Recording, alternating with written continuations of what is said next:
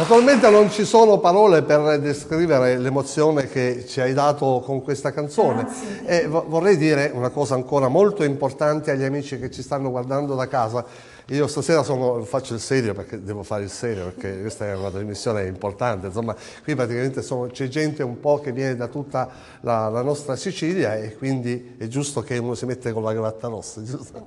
Allora, per dire che cantano davvero in diretta, cosa facciamo? Facciamo un pezzo a braccio, a cappella si chiama. Allora, fai un Ti sento senza musica, vai.